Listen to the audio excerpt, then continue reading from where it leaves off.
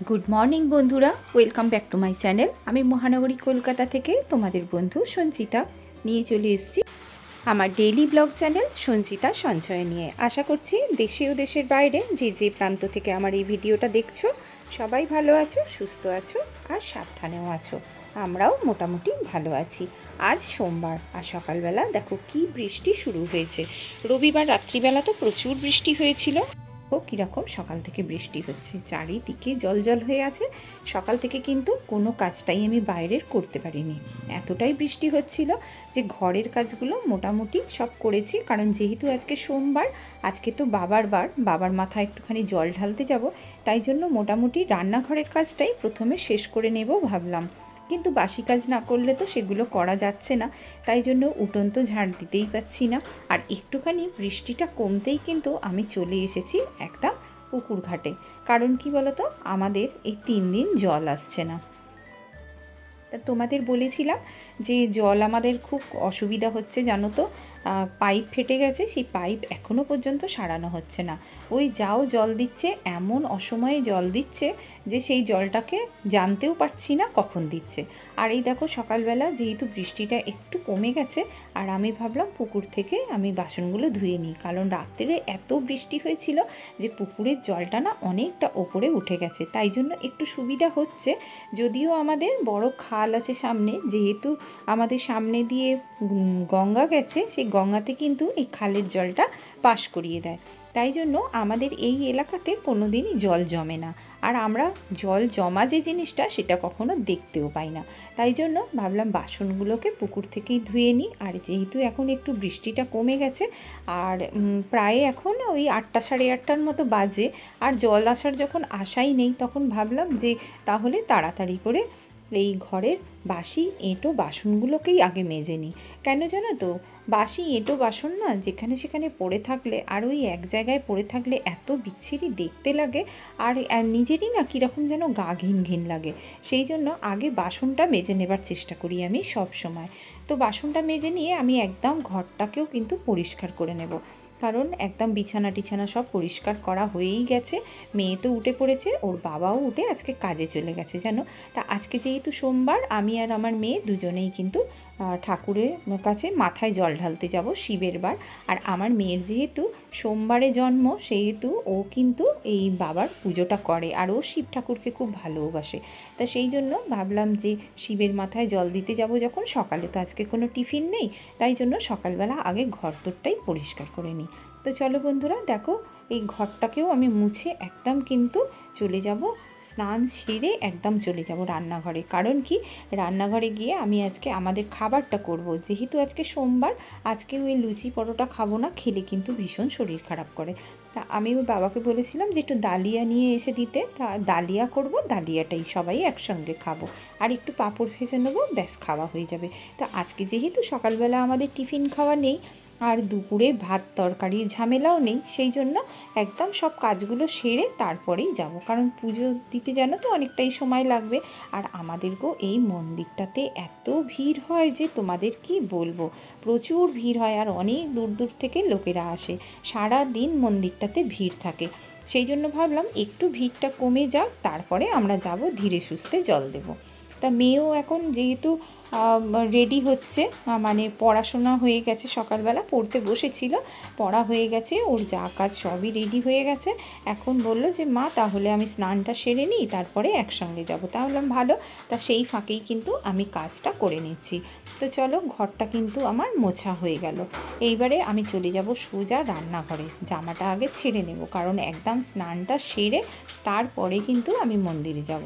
তা ভাবলাম যে আবার স্নান সেরে আবার আঁচের কাছে যাব, তা না করে একদম জামাটা ছেড়ে নিয়ে আগে মানে দুপুরে খাবারটা করে রেখে তারপরেই যাব। তো চলো, তো ফ্রেশ হয়ে দেখো একদম রান্নাঘরে চলে এসেছি। আর রান্নাঘরে এসে ভাবলাম যে একদম ডালিয়ার মাপটা করে নিই, কারণ জানো তো ডালিয়া না ভীষণ বেড়ে যায়। তা আমি ভাবলাম যে যেহেতু 3 জনে খাবো, তাই জন্য ওই 1.5 কাপের মতো ডালিয়া দিলাম, আর ওই 1 কাপ তোমার ডাল দেব, মুগ ডাল। মুগ ডালটা ভেজে একদম মশলা করে নেব। আর দেখো অনেক রকমের সবজি ছিল, সেই সবজিগুলো কেটে আর আমি কিন্তু ডালিয়ার সঙ্গে একসঙ্গে সেদ্ধ করে নিয়েছি।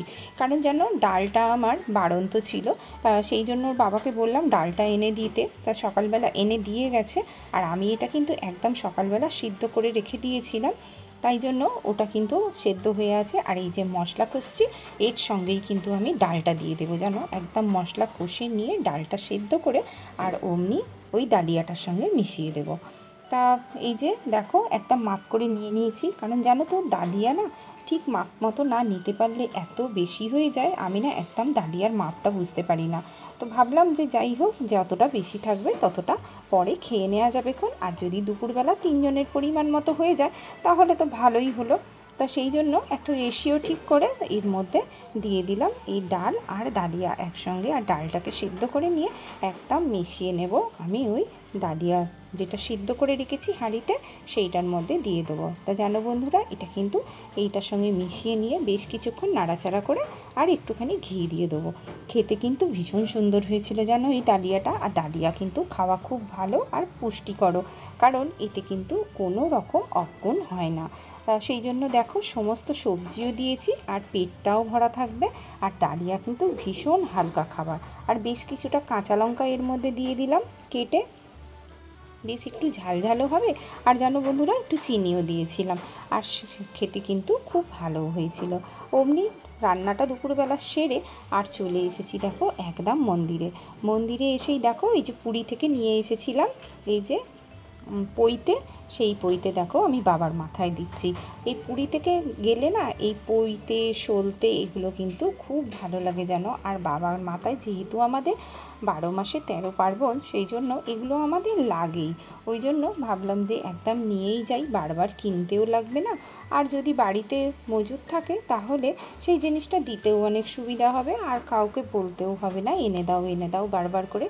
তা আমরা গৃহিণীরা বাড়িতে যেরকম লক্ষ্মী স্ত্রী বজায় রাখি, লক্ষ্মী পুজো করি, সেরকম সকলের মঙ্গল কামনা করার জন্য আমরা কিন্তু সকাল থেকে দেখো উপবাস করে আছি। আমার কিন্তু কিছু মনেও হচ্ছে না, কারণ কি জানো, আমরা বাড়ির সকলের কিন্তু ভালো থাকাটার ওপরে খুব নির্ভর করি।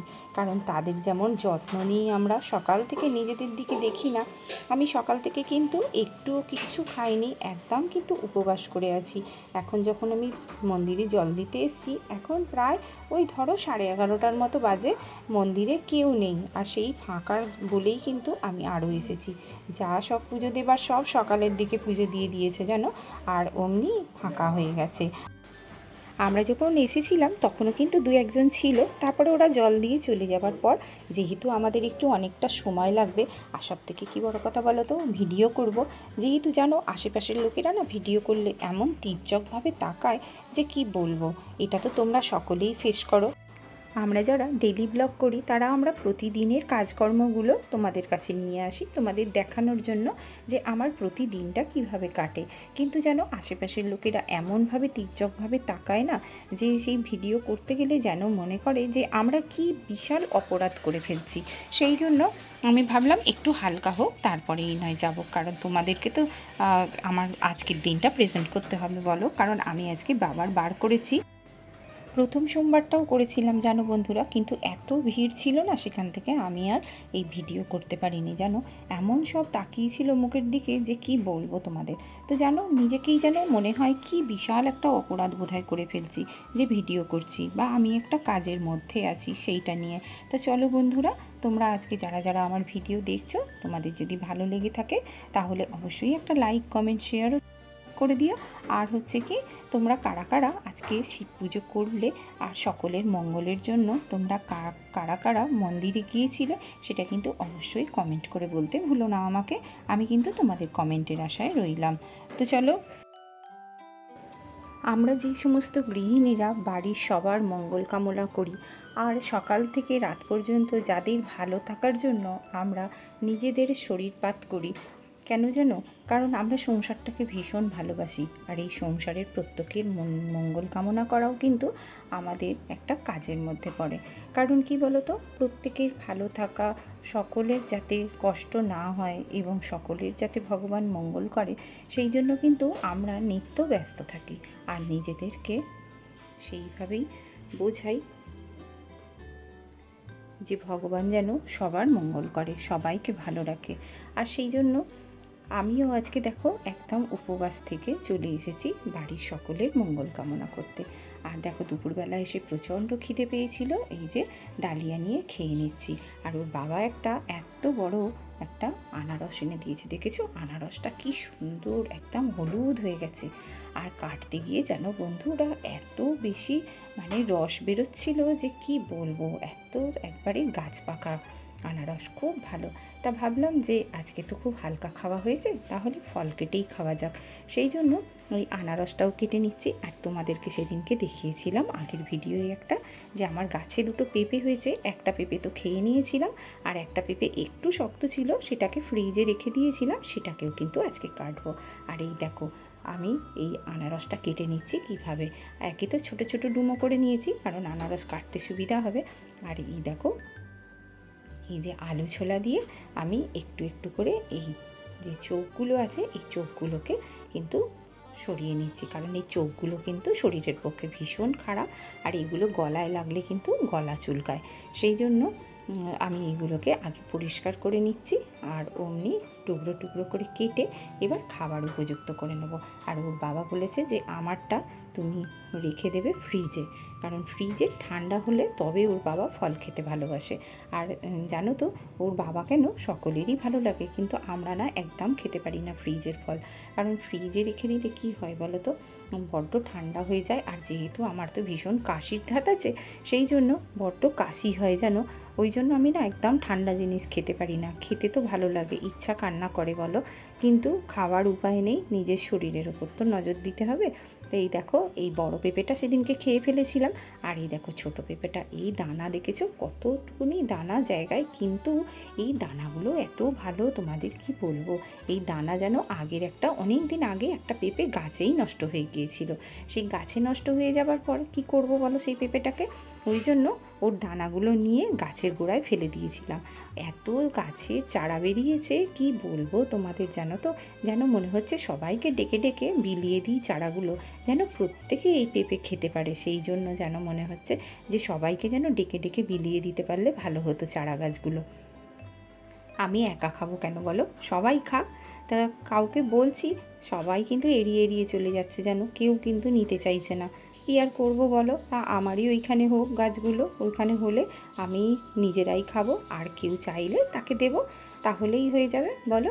আর এই দেখো এই যে দুপুরবেলা কিন্তু আমি ফলগুলো সাজিয়ে নিচ্ছি। হ্যাঁ, তখন তো খেয়েছিলাম অনেকক্ষণ, এখন প্রায় এই 2টোর মতো বাজে। এখন কিন্তু একটু ফল খেতে ইচ্ছা করছে, তাই জন্য এই আনারস আর এই পেঁপেটা কেটে নিলাম, এইটা খাবো। তারপরে যেন আমও আছে, আমও কাটবো, বড় বড় আম এনে দিয়েছে, সেই আমটাও কিন্তু কেটে খাবো। তো চলো, দেখতেই পাচ্ছ আমার কিন্তু প্লেট সাজানো হয়ে গেছে, আর ওর বাবার কিন্তু প্লেটটা আমি ফ্রিজে ঢুকিয়ে দেবো, আর মেয়েকে দিয়ে দেবো, আর আমি খাবো। এই দেখো আমার কিন্তু প্লেট রেডি হয়ে গেছে। তো চলো দিয়ে আসি এটা, আর ওর বাবারটাও কিন্তু রেখে দিই ফ্রিজে। ওর বাবার ফলটা ফ্রিজে ঢুকিয়ে দিয়ে আর আমি অমনি ঘরে চলে এসেছি জানো। ঘরে চলে এসে আমার কিন্তু ফলটা খেয়ে নিচ্ছি আমি বসে, কারণ কি জানো, এই উপোস তাপসের দিন না একটু ফল খেতে কিন্তু ভালোই লাগে। আর যেহেতু এটা সিজনের ফল আনারসটা তো খেতে ভীষণই ভালো লাগে। আর আমার কিন্তু সবথেকে ফেভারিট জানো তো এই পেঁপে। এই পেঁপে যে গাছের পাকা পেঁপে খেতে এত ভালো লাগে যে তোমাদের কি বলবো গো বন্ধুরা, আমার ভীষণ ভালো লাগে পাকা পেঁপে খেতে। এই পাকা পেঁপে যখনই আমার গাছে হচ্ছে না, আমার ভীষণ আমার বাবা আর মায়ের জন্য মন খারাপ করছে, কারণ জানো বন্ধুরা তখন আমার সবে সবে বিয়ে হয়েছে, আর আমার বাপের বাড়িতে একটা পেঁপে গাছ হয়েছিল। সেই গাছের পেঁপে অনেকগুলো পেঁপে হয়েছিল। আমার বাবা খালি বলছে যে গাছের পেঁপে পারবে না, একটা পেঁপেকে কিন্তু পাকাবে না। কেন না, আমার নাম ধরে বলতো যে ও যখন আসবে তখন ওই পেঁপেটা খাবে, পাকলে ওকে খবর দেবে, ও এসে পেঁপেটা খেয়ে যাবে। তা সেই জন্য এই আজকে গাছের এত পাকা পেঁপে হচ্ছে দেখে আমার কিন্তু ভীষণ মন খারাপ করছে সেই বাবার জন্য, জানো তো। বাবা মায়ের ভালোবাসা কিন্তু কোনো দিন কোনো কিছুর সঙ্গে মূল্য ধার্য করা যায় না, আর কিন্তু মূল্য করাও যায় না বাবা মার ভালোবাসার সঙ্গে। তাদের ভালোবাসার মতো ভালোবাসা কিন্তু কখনো হয় না কারোর। বাবা মা যারা হারিয়েছে তারাই একমাত্র বুঝতে পারবে যে বাবা মা কী জিনিস। আর আমাদের দেখো কত কম দিনের মধ্যে আমরা অনাথ হয়ে গেলাম, আমাদের বাবা মা আমাদের কোনোটাই রইল না আমাদের কাছে। তো যাই হোক, বাবা তো জীবনে অনেক খাইয়েছে, সেই খাওয়ার মুখটা আছে, তাই জন্য আজ দেখো স্বামীর ঘরেও খাচ্ছে। তো দেখো আমার আমও কাটা হয়ে গেল।